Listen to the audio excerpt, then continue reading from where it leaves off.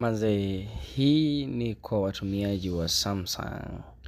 Since Samsung but a lot of phone, simu nyingi pia zinaweza, kama una setting kama hizi, unaweza kuondoa matangazo kabisa. Yale matangazo yanayokujia kwenye simu ni kero, yanakera watu wengi. So cha kufanya hapa, unaingia setting.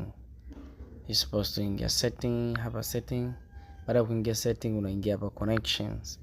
Ingia connection, unaingia more connection setting. More connection setting, unaingia private DNS. Unaingia hapa kwenye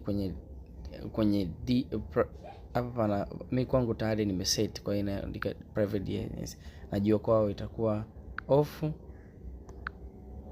au automatic. So what you supposed to do here, unaiweka private DNS. Private DNS ita connect.